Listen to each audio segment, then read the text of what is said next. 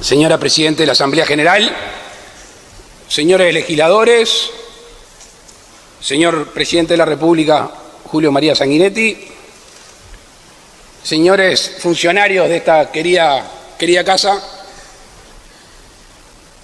autoridades nacionales, departamentales, los comandantes de las 3 fuerzas de nuestro país y en la persona de ellos reconocer y agradecer el trabajo de nuestros efectivos militares a lo largo y ancho de todo nuestro país. Agradezco a todos ustedes haber venido un sábado y recibirme por 4ª vez consecutiva en este ritual que, si bien la Constitución no lo exige directamente, para nosotros es muy importante. Cuando éramos estudiantes de Derecho nos decían que nuestro sistema constitucional es semipresidencialista o presidencialismo atenuado. Yo creo que el constituyente fue muy sabio en darle facultades de contralor al Poder Legislativo.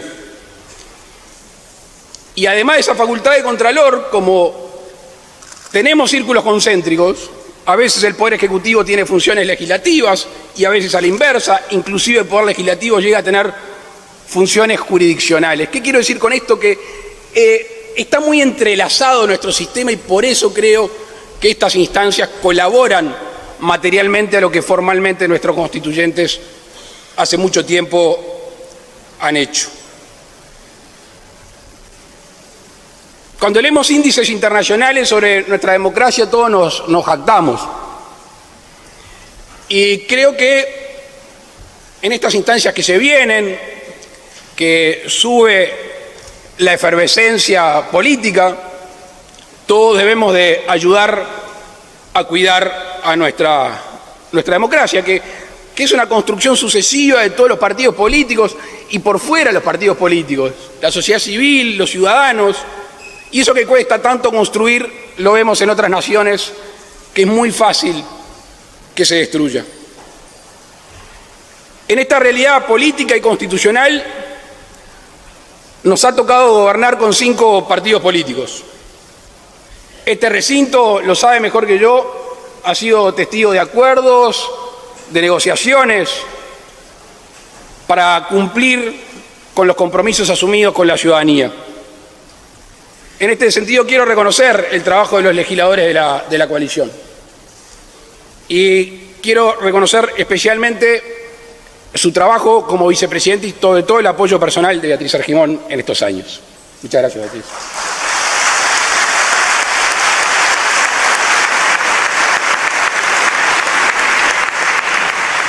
Coalición de gobierno que muchos le firmaron la partida de función antes de nacer. Una coalición de gobierno que está aquí con sus matices, que está aquí con sus perfiles y sigue gobernando con un rumbo claro. Conformamos un Consejo de Ministros con los partidos de la coalición, impulsamos la LUC aquí en este Parlamento, luego la defendimos en conjunto ante la ciudadanía. Y dicho sea de paso, permítame que diga que ninguno de los efectos desastrosos que se vaticinaban con la LUC ha sucedido después de votada acá y ratificada por el pueblo. Es más, con perspectiva podemos decir que es una ley que generó y amplió las libertades y además fue la base de las reformas más importantes que llevó adelante este gobierno. Esta coalición votó un presupuesto, votó rendiciones de cuenta. Esta coalición transcurrió la pandemia y debe estar acá el ministro Salinas, a quien agradezco su presencia, Daniel.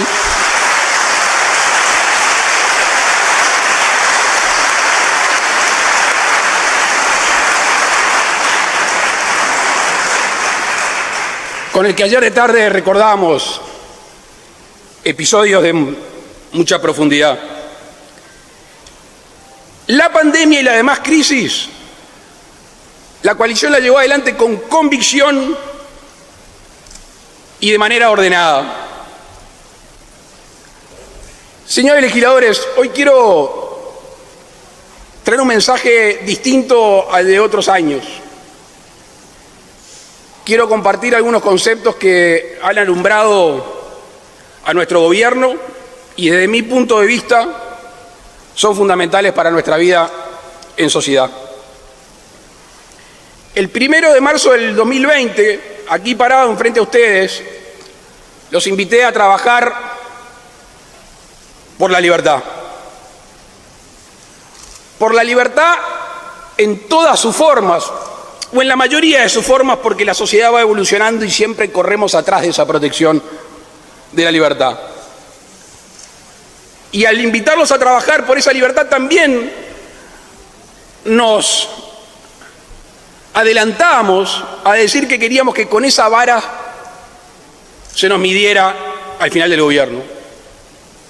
Si los uruguayos son más libres hoy o cuando termine el gobierno que lo que eran el día que empezó, habremos cumplido la tarea. Ahora queda muy lindo hablar de libertad cuando se hace abstracto, pero después hay que bajarlo a la realidad. Y no todo el mundo, no todos los habitantes de nuestro país, no todos los uruguayos tienen las mismas herramientas para gozar de esa libertad. Será por condiciones económicas, culturales, geográficas, sanitarias. Además, y esto es lo atractivo, entre otras cosas, de esta actividad, que no todo el mundo tiene las mismas necesidades ni los mismos sueños. Entonces, en un cumplimiento estricto de un ordenamiento jurídico, que es el que nos abarca, nos ampara y nos limita, allí el Estado tiene que utilizar mecanismos distintos para estimular, para impulsar y para ayudar según entienda pertinente.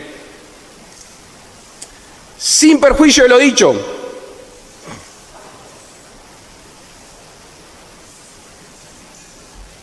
no es el Estado el que genera la riqueza. La riqueza la genera cada ciudadano cuando se levanta, hace el esfuerzo, trabaja, aplica su intelecto, la iniciativa y pone el riesgo de su capital. En conclusión, el individuo trabaja, paga impuestos y es el gobierno a través del Estado quien establece el tratamiento distinto según la situación de las personas.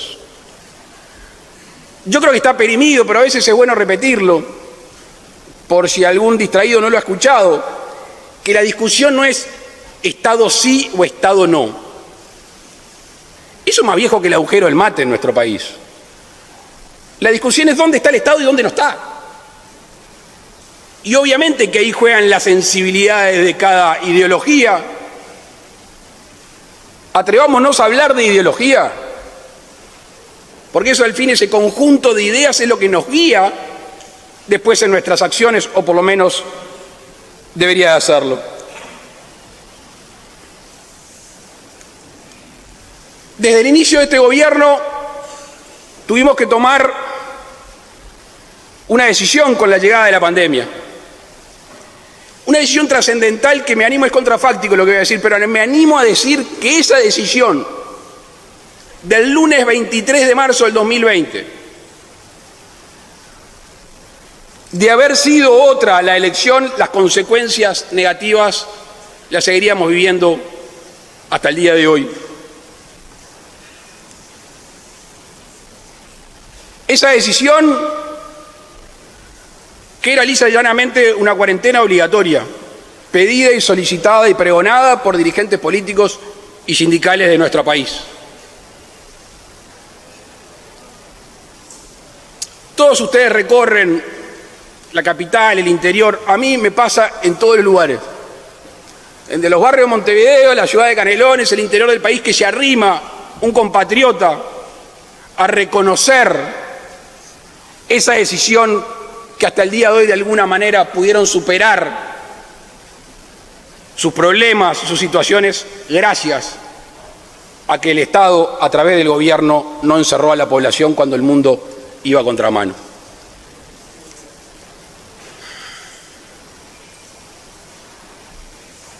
La LUC, ese proyecto o anteproyecto de ley o conjunto de ideas que la coalición le mostró a la opinión pública antes de ser electa. O sea, hubo una demostración anterior de hacia dónde iba el gobierno de 5 partidos de llegar a lograr el triunfo electoral.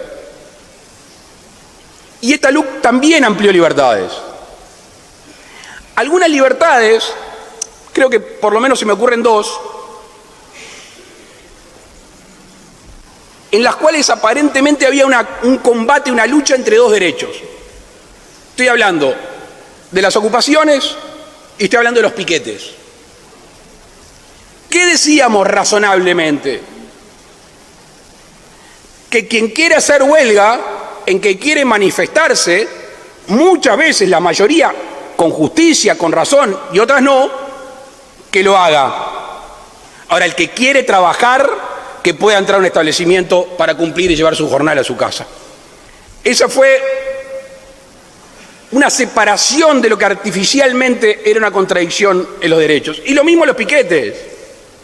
El libre tránsito es uno de los derechos fundamentales de cualquier ciudadano en nuestro territorio. Amplió libertades en el mecanismo de alquileres, amplió libertades en la portabilidad numérica, amplió libertades en la libertad financiera y amplió libertades, y más tarde me voy a referir, en impulso, sobre todo a las micro, pequeñas y medianas empresas de nuestro país. Decíamos el 1 de marzo del 2020 la libertad en todas sus formas y enumerábamos, por ejemplo, la libertad de vivir en paz. Este era, y al día de hoy sigue siendo, un gran desafío para el gobierno y para toda la sociedad. Las cifras, los números fríos, indican una mejora sensible. Lo que no podemos hacer es pelearnos contra los números. Tenemos que pelearnos contra la realidad, pero no contra los números, que son tercos y son los que son. Y estas cifras, estos números, en comparación con el 2019, que es el año con el cual el gobierno se tiene que comparar, el próximo lo hará con el 2025. Los hurtos bajaron casi un 20%, las rapiñas casi un 27%, el abigeato un 50%, el hurto de vehículos un 24%, y los homicidios, este es el que nos ha generado más problemas, además de que el que tiene consecuencias más graves, con respecto al 2019 han descendido un 3%. Esa es la foto. A la foto hay que agregarle la película. ¿Y qué dice la película? Que por primera vez en muchos años, la tendencia al alza de los delitos quebró. Y hoy es una tendencia a la baja. Igual, lo quiero repetir acá, lo he dicho en todos lados, no estamos conformes. Yo no estoy conforme. No estoy conforme conceptualmente, porque no creo que la violencia y el delito sea una forma aceptada, normal, en la convivencia ciudadana.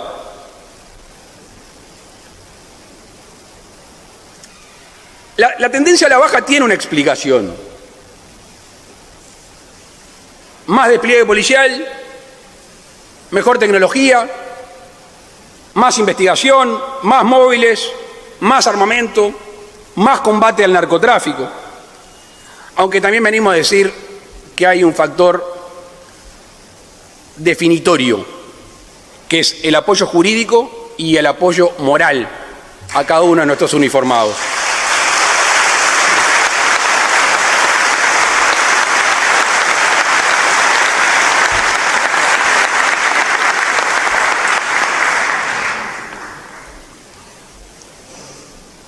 Y al mismo tiempo de reprimir fuertemente el delito, nos hemos ocupado de las cárceles.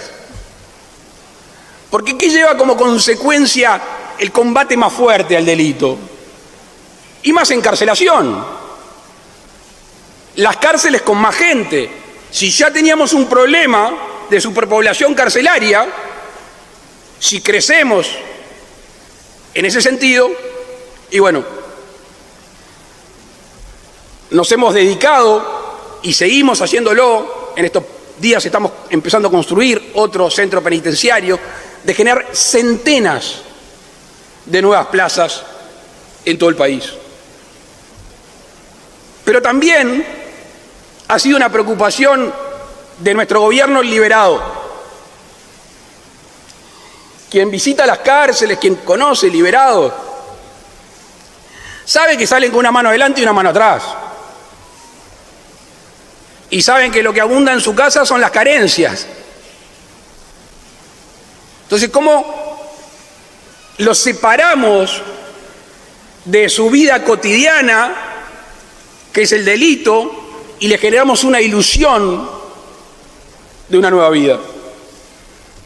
Y por eso hemos trabajado para que tengan un reconocimiento, y no hablo de un reconocimiento en el sentido que es reconocerlos como tales, no mirar para el costado, estudio, trabajo, oportunidades, acompañamiento. Y a este camino o a esta decisión se llega por todos lados, porque uno cree en las segundas oportunidades, porque humanamente creemos en las segundas oportunidades, o si lo pensamos desde el punto de vista egoísta, porque ese uruguayo o uruguaya que salió de la cárcel se va a cruzar con alguno de nosotros en algún rincón del país y puede reincidir. Los dos caminos llevan a que hay que trabajar, y por eso lo hemos hecho con los liberados. Decíamos también la libertad de poder darle un techo a la familia. Bueno, nuestro gobierno ha hecho un especial hincapié en este tema. Y abarcamos todo el espectro, porque no todas las necesidades son las mismas en nuestro país. El ejemplo de MEVIR. MEVIR ha tenido un gran impulso en este gobierno. Y cuando hablo de MEVIR, hablo de las autoridades y hablo del que pone un bloque o un ladrillo, que en realidad son el corazón, junto a los asistentes, arquitectos y trabajadoras sociales de este proyecto. Va a intervenir en estos 5 años en 110 localidades. Nunca pasó desde su nacimiento que intervenga en 110 localidades del país. Y de nuevo la LUC. De nuevo la LUC. Recuerden acá que votaron la posibilidad de que MEVIR intervenga en ciudades que no lo podía hacer, pueblos, ciudades que no lo podía hacer. En Sauce hace poco inauguramos una vivienda, en Castillo, y podría seguir.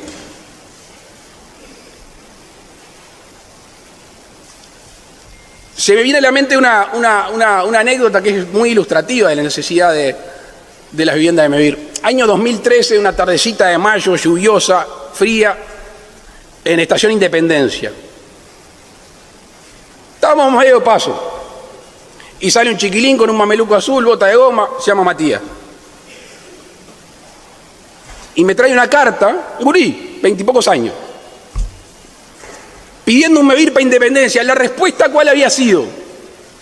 Que se tenía que ir a vivir a Cardal, porque el núcleo salía en Cardal. Yo digo, pero unos muchachos jóvenes que se quieren quedar a vivir en Estación Independencia. Les hago el cuento corto. Inauguramos el año pasado un núcleo en MEVIR, y este año lo estamos ampliando y lo vamos a inaugurar, lo vamos a agrandar aún más.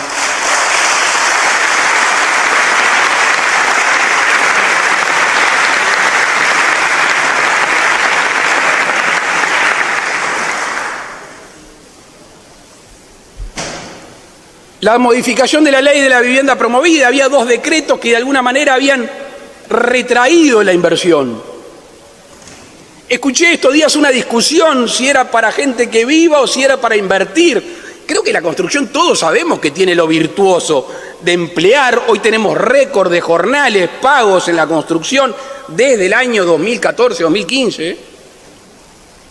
Y al mismo tiempo se genera mercado. y eso supuestamente debería, en ese sector de la sociedad, bajar los precios de los alquileres. Los alquileres sin garantía que mencionaba hace un instante, ¿qué hace? ¿Por qué nosotros decíamos, está bien la 14.219, pero vamos a darle un changüí a la gente que se viene al interior, que se viene a estudiar, que no sabe si se va a quedar o que no cuenta con garantía? Era una herramienta, no es la panacea. Era salir de la estructura garantista, la 14.219, que sigue siendo la ley madre de alquileres, pero que tengan la oportunidad, basados en la buena fe.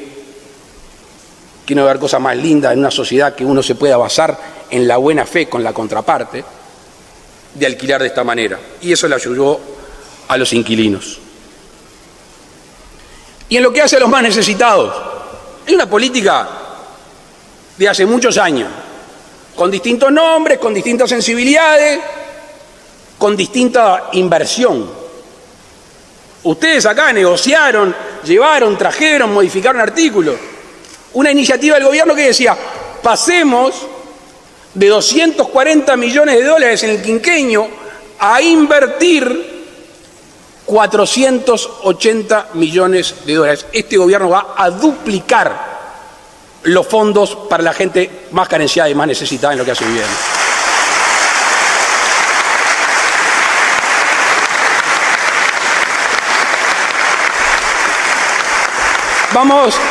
Vamos a impactar en alrededor de 120 asentamientos.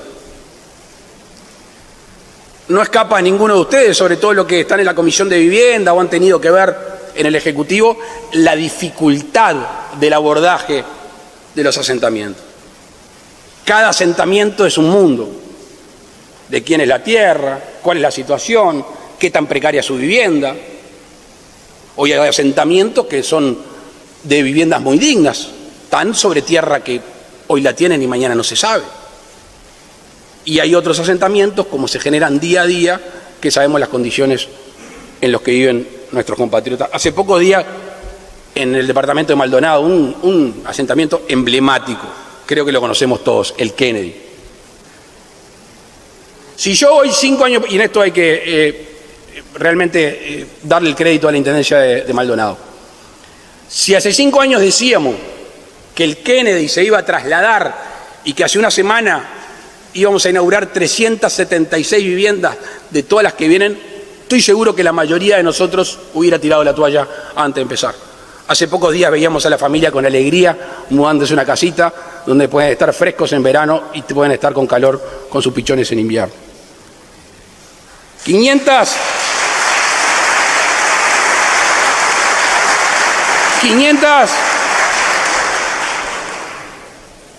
viviendas se licitaron el otro día para construir en distintos lugares de nuestro país para solucionar el tema de los asentamientos.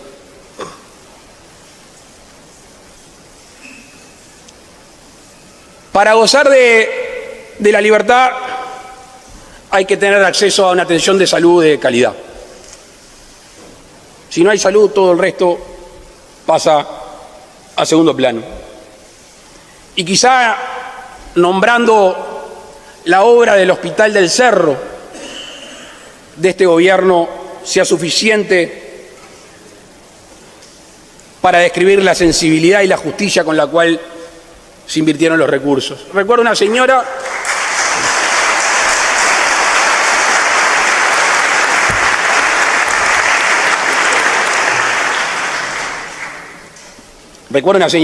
una veterana, que vio un videíto, dijo, pensé que me iba a morir viendo piedras fundamentales del Hospital del Cerro.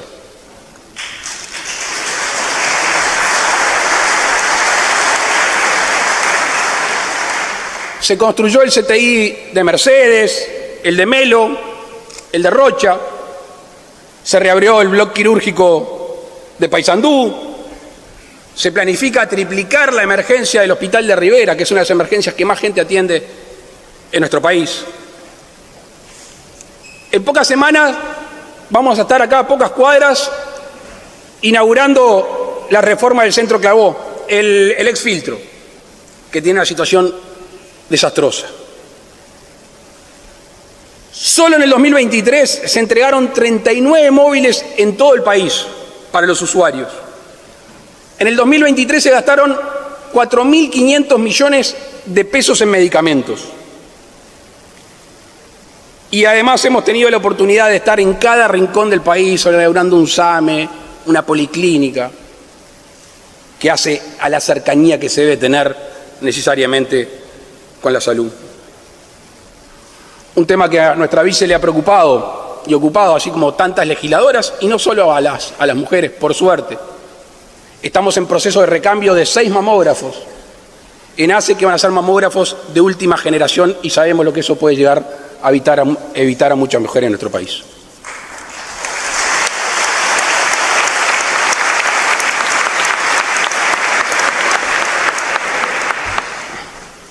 La rendición de cuentas del 2023, también trabajada acá, destinó 20 millones de dólares exclusivamente para la salud mental y adicciones. Miren, yo me levanté hoy tempranito y como mi número de celular lo tengo hace como 30 años, lo tiene casi todo el mundo. Y hoy me escribió una madre, le escribí al ministro del Interior temprano, cuyo hijo está preso en Rivera, en Artigas. Adicto, en recuperación, por un rato. Salió, volvió a delinquir y ahora está en la cárcel. Vaya si será necesario esa aproximación para tratar las desadicciones, que aparte es una compañía de por vida. No se deja de ser adicto. Y por eso es tan importante esa inversión que hicimos y necesariamente, me imagino, no me corresponde meterme en los próximos 5 años, pero debe de ser una política de Estado y allí no hay que dudar que hay que invertir porque estamos salvando vidas.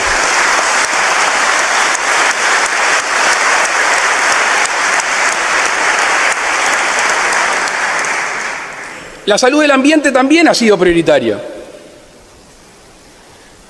En las idas a las Naciones Unidas, los que históricamente por nuestra propia vida tenemos una sensibilidad con el cuidado del ambiente, por primera vez se iluminó aquello de que se junta la economía con el ambiente, históricamente enfrentadas.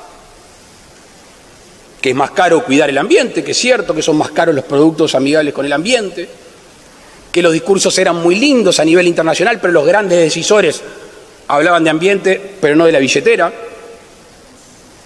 Y por suerte eso empezó a cambiar. Tan empezó a cambiar que nuestro país emitió un bono casi que único en su especie que premia y castiga según cumplimientos ambientales.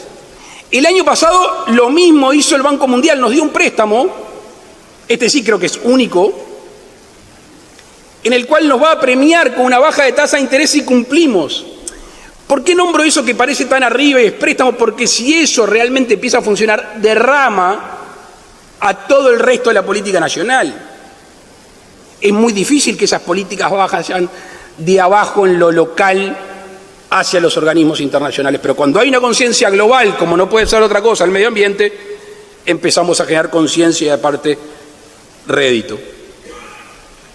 En lo que hace a lo doméstico, por primera vez en la historia se invierten 17 millones de dólares en el cierre de vertederos. Los legisladores del interior saben y conocen de sus vertederos. En diciembre cerramos el de Ciudad del Plata. El de Ciudad del Plata tenía 33 años activo. Y no es solo el tema ambiental, también es la dignidad de las personas que allí trabajan. O sea, ahí se genera un círculo virtuoso. Se cuida el ambiente y se le da dignidad a las personas que están ahí. Con respecto al ambiente, aunque a veces parece que no lo es, este gobierno se va a ir el 1 de marzo del 2025 sin dejar dicho lo que hay que hacer en materia de agua potable, empezando la obra de Arasatí en los próximos tiempos.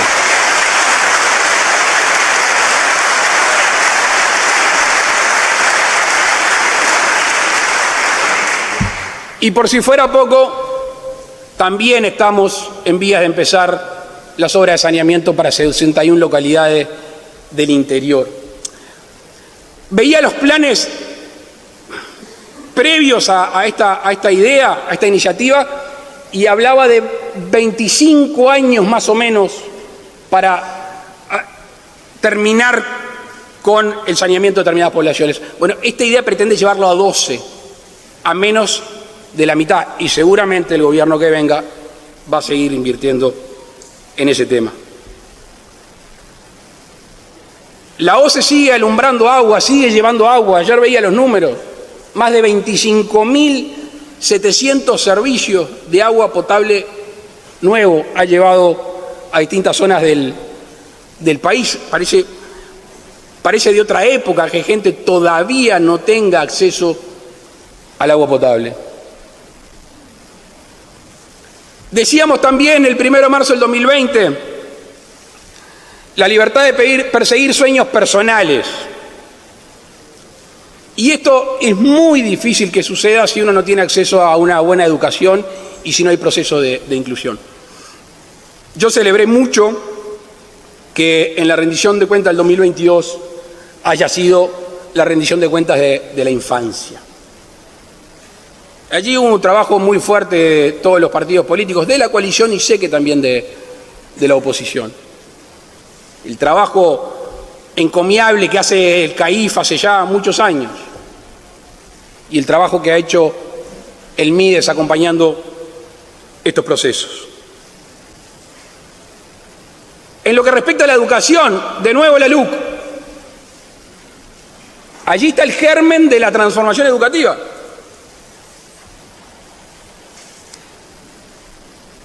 Ayer hablaba con Robert Silva, que no sé si está hoy acá, que conjuntamente con el ministro de Educación y Cultura y con todas las autoridades de la ANEP fueron que llevaron adelante esta transformación educativa con coraje, con voluntad y con sabiduría.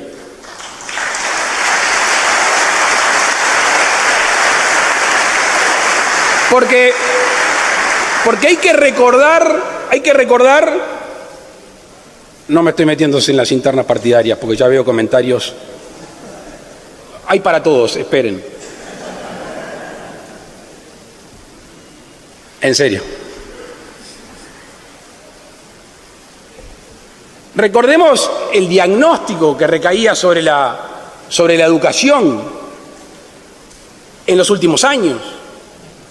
Y esta transformación que venía tan postergada, además, por si fuera poco, fue discutida. Fue trabajada y discutida con la comunidad educativa. Y por quienes entendieron que era necesario, porque no todo el mundo de la comunidad educativa, o mejor dicho, no solo los de la comunidad educativa les interesa conocer sobre este tema. Gracias. Se organizaron 5 encuentros docentes, 67 visitas a distintos lugares del país, con el equipo de la ANEP. Se trabajó con 104 mentores en centros educativos de tercer ciclo. En el discurso del año pasado, me recordaba la gente que trabaja conmigo, comprometimos multiplicar los centros María Espínola. Por suerte hoy me puedo parar enfrente de ustedes y decirles que así fue.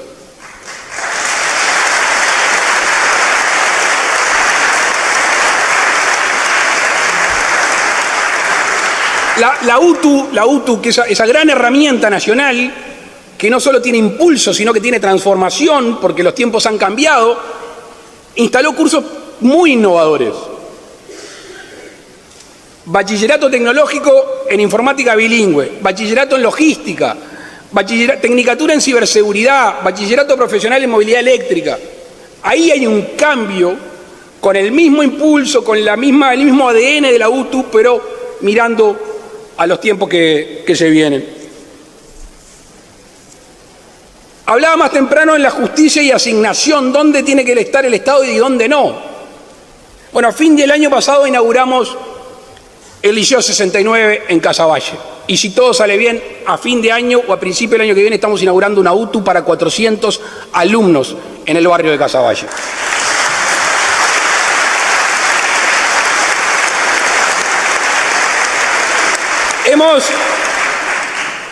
Hemos inaugurado centros educativos en todo el país. Quiero referirme a 2 que vamos a inaugurar el jueves, porque particularmente tengo una historia con esos centros educativos. En el 2010, en una marcha a caballo, llegué a Curtina.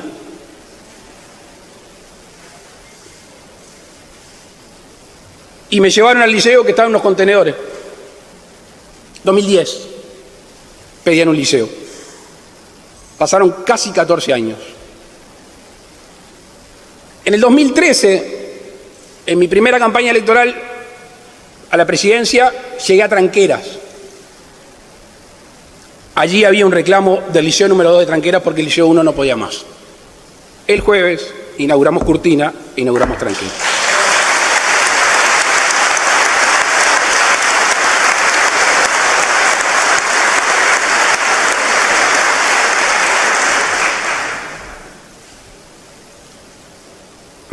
Me acuerdo en discusiones que tenía con las autoridades de la ANEP y con el Ministerio de Educación, yo le decía, ¿qué vamos a ver de la transformación educativa?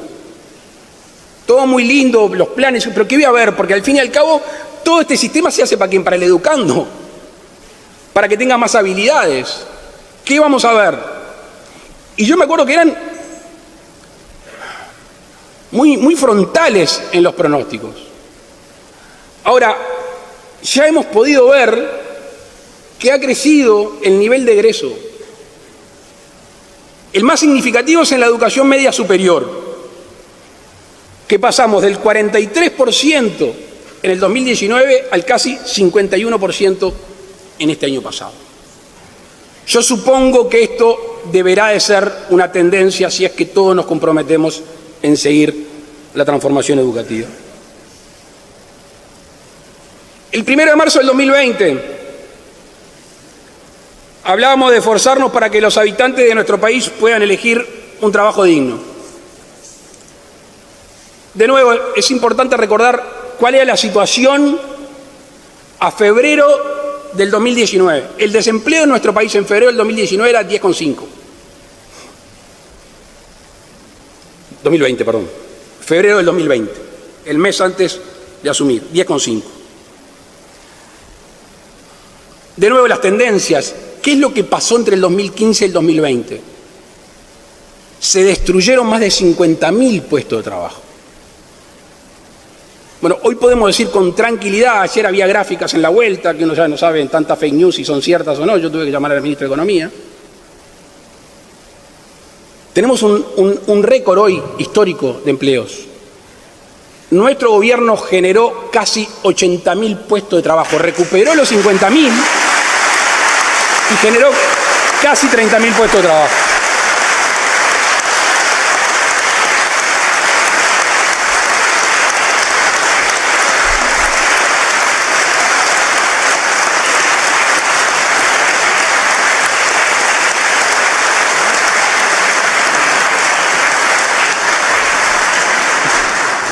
La otra discusión, lo veo moverse al ministro Mieres. La otra discusión, el salario real. No lo hacemos afuera de este recinto, ni lo voy a hacer acá, poner excusas. No es nuestra forma de ser, porque uno tiene que tomar lo que le toca y no lo que quiere. Por eso le entrega su vida y su tiempo al país. El salario real en diciembre del 2023 había crecido un 4% con respecto al año anterior, interanual. El ingreso medio de los hogares, 2,8%. Y el salario real, y esta es la discusión política que yo he notado, ha crecido casi un 2% con respecto al 2019. Ahora uno se mezcla con cifras, pero acá hay personas, hay familias, hay pueblos, hay barrios. Y estas cifras no son fruto de la casualidad. Podría ser extenso, pero no quiero aburrirlos con una extensa explicación porque ustedes lo saben igual o mejor que yo. Pero quiero hacer hincapié en algunos elementos que en este mundo tan cambiante y tan turbulento, incluso acá cerca en la región, de alguna manera nos distinguen. Nuestra democracia, fue dicho más temprano, la institucionalidad, el cumplimiento de las leyes, las políticas nacionales a mediano y largo plazo. A mí no me cabe la menor duda que ello ha ayudado a que los inversores, que cada vez son más globales porque el mundo se achica, miran, obviamente que primero miran la región y después van afinando hacia el país. Pero cuando uno ve que en los años pasados la inversión extranjera directa creció un 150%, y no solo que crece 150%, sino que el 40% se reinvierte en nuestro país, es que están eligiendo a nuestro país para invertir, para generar trabajo.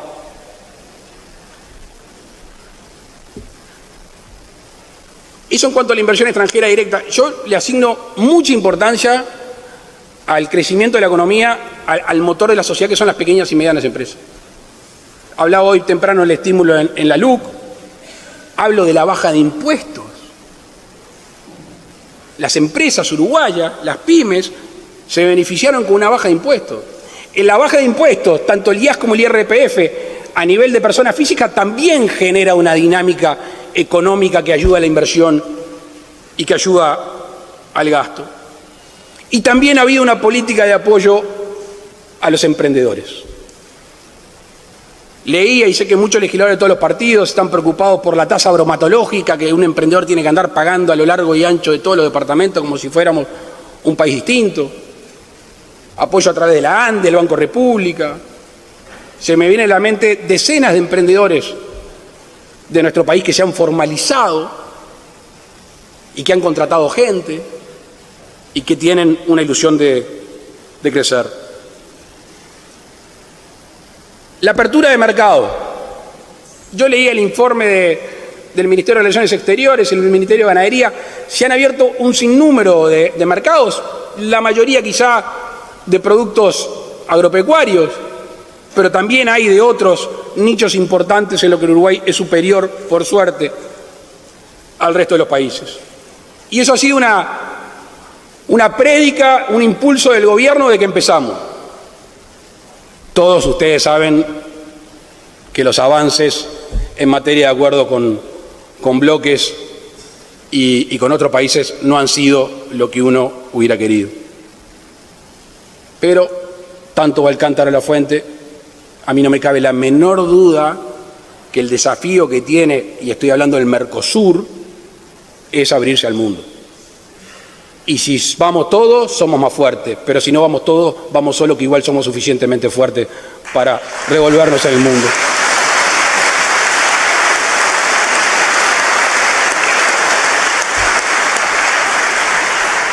No estoy diciendo nada nuevo si le digo que Brasil y Argentina trancaron.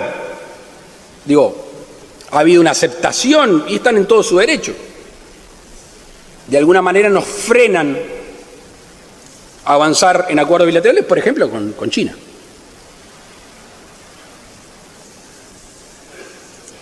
En lo que hace al transporte, la logística, la conectividad, no lo voy a aburrir porque ya alguno me llamó y dijo: Luis, te pido que no empieces a hablar de las rutas. No me digas número de ruta que no me las acuerdo. Ustedes lo ven. En todo el país la intervención que hay en rutas nacionales y en puentes, no solo cuando decimos las cifras, sino lo que dicen los vecinos y lo que ven los vecinos, es histórico.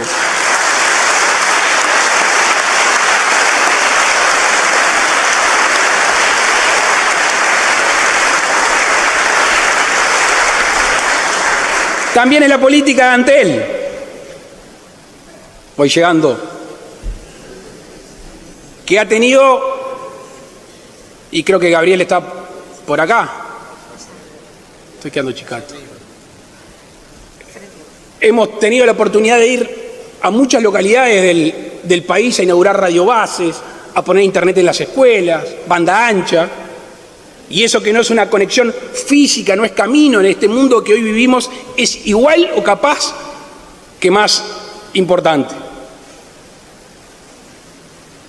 Estamos viviendo una divina oportunidad para nuestra gente de poder vivir donde están sus afectos, donde sabe su historia y poder trabajar para el resto del mundo.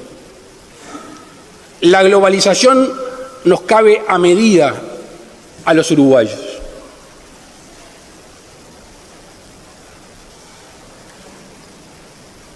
El puerto de Montevideo, ¿qué ha sido materia de discusión acá? El puerto de Montevideo tiene una transformación única. Y esa ha sido una decisión meditada, pensada y obviamente impulsada por quien habla y ejecutado por los ministerios correspondientes y por la Administración Nacional de Puertos. Hay una inversión histórica en el puerto. Y si eso fuera poco, hace pocos días logramos algo que todos los que estamos acá, todos los partidos políticos, hace años que golpeamos la puerta. Algunos le golpeaban a los que eran más amigos, otros a los que no éramos tan amigos. Todos le golpeamos la puerta al gobierno argentino, que después de más de 200 años de la lucha entre puertos, tratábamos de ser lo que tenemos vocación de ser: puerto, ciudad, país. Así nacimos. Y haber llegado a acordar con el nuevo gobierno argentino la profundización del canal de acceso a 14 metros, les puedo asegurar que es un antes y un después en lo que hace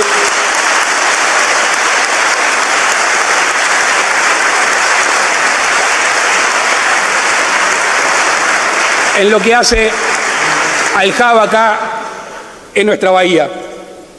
Con Brasil, el gobierno anterior, el del presidente Bolsonaro, llegamos a un acuerdo que algunos decían, esto es un mini TLC, a mí no me gusta ponerle esos nombres, pero el acuerdo que llegamos con la zona franca, yo me acuerdo de la zona franca de Colonia, que todos los años tenían que negociar una empresa para poder entrar a Brasil.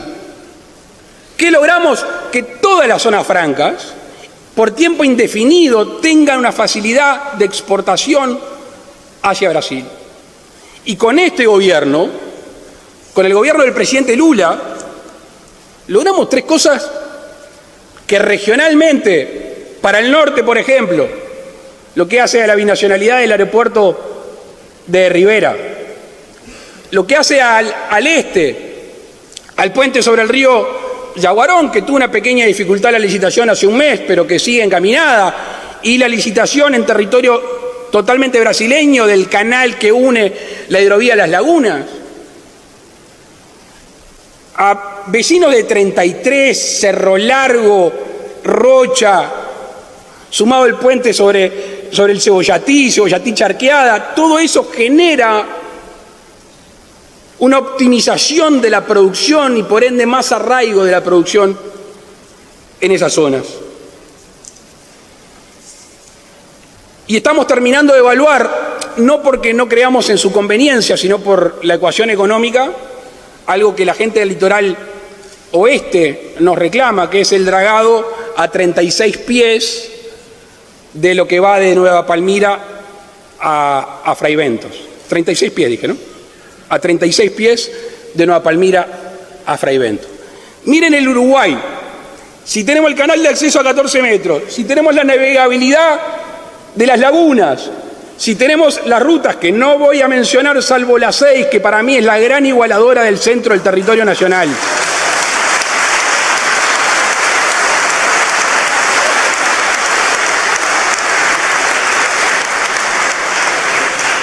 Y tenemos la inversión portuaria que está creciendo en Colonia y el canal de navegación, así el Uruguay empieza a tener más justicia territorial y logística. Y al fin y al cabo todo esto es otro tipo de libertad, que es ante el mundo. La independencia, la famosa independencia, la soberanía, eso es libertad. Y así está dedicado nuestro trabajo. Entonces, podemos decir que hay un fuerte crecimiento del empleo, que hay un avance en la agenda de reformas, que hay más recursos volcados a la sociedad, que tenemos el menor riesgo país de nuestra historia, que ha habido baja de impuestos, que se cumplen las metas fiscales y que tenemos la inflación más baja de los últimos 18 años por lo menos.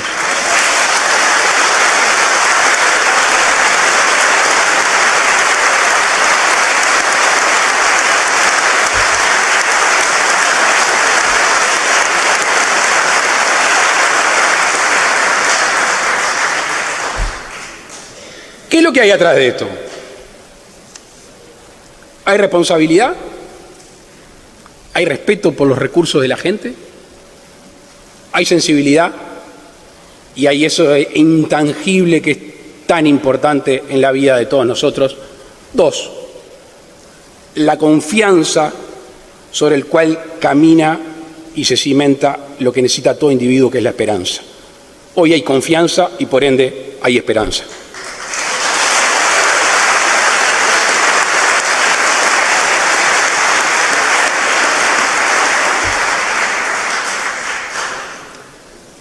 Tengo que hablar de la reforma de la Seguridad Social.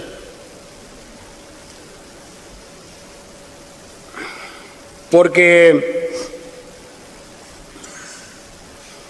me olvidé de algo cuando hablaba de transporte, logística, crecimiento. Quiero hablar especialmente del turismo.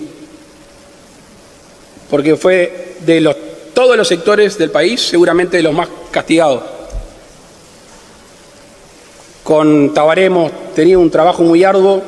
Yo quiero hoy a todos los operadores turísticos del país, a las corporaciones, a las cámaras, a los sindicatos locales, yo les quiero reconocer, agradecer, primero, el aporte de ideas y segundo, la resiliencia que hoy están limpiándose las heridas y arrancando como si no hubiera pasado nada, pensando una y otra vez en las próximas temporadas turísticas. Les decía,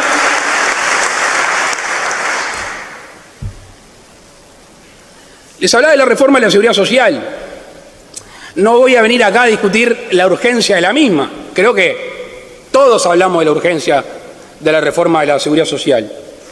No voy a venir acá a hablar si fue discutida, porque la discutimos para dentro de nuestros partidos, la discutimos en la coalición, lo discutimos con sindicatos, lo discutimos con el que quiso, lo discutió acá el Parlamento trayendo organizaciones en el Senado, en diputados.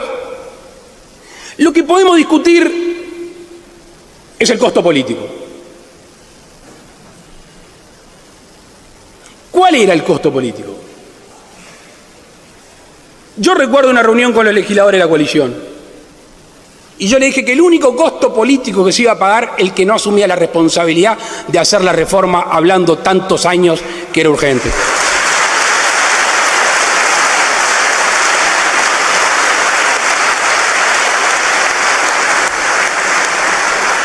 ¿Y saben qué? No me corresponde la arena política. Pero acá hay que dar certidumbres. Acá hay que dar certidumbres. Porque el futuro de las jubilaciones está en juego. Todos en mayor o menor medida, y quizá más los uruguayos cuando empiezan a laburar ya empiezan a pensar cuando se vaya a jubilar. ¿Qué vamos a hacer? ¿Qué se va a hacer? Tiempo hubo, ideas también. Oportunidad de aportar, ni que hablar.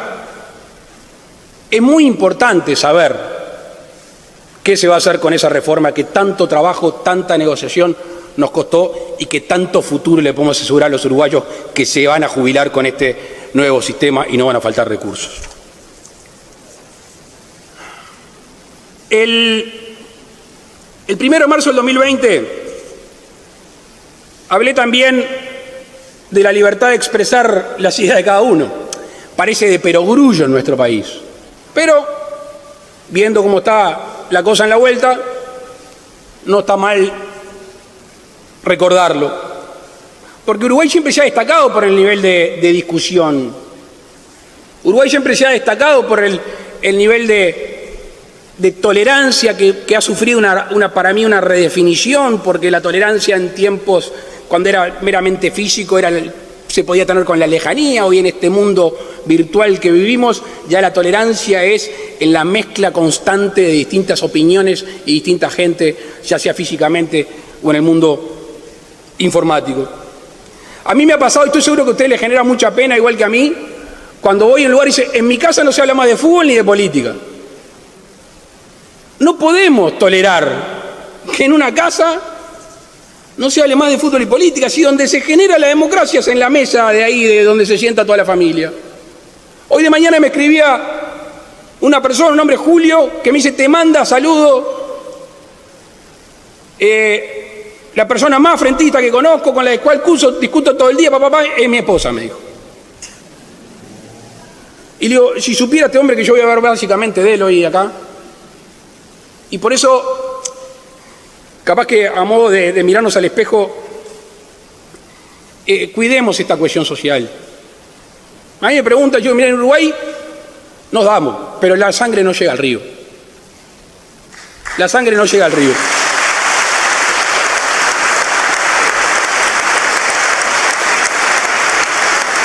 Y por eso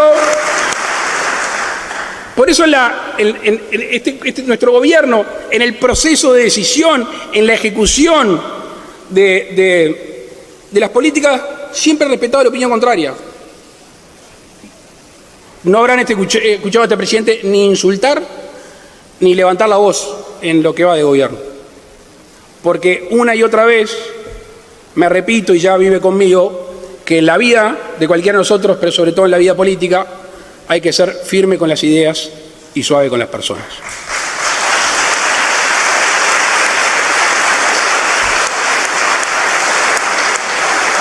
Decía también en el discurso de Asunción, la libertad de criticar al gobierno cuando se lo merezca. Bueno, se lo tomaron a pecho. Es verdad que para la oposición las críticas son siempre pocas y que para el gobierno las críticas son siempre muchas. Y no lo digo por el gobierno, lo digo porque los gobiernos pasan de la democracia a la misma. Y nosotros tenemos que ocupar de aquí y ahora en este momento. Para terminar, quiero desearle suerte en el próximo proceso electoral.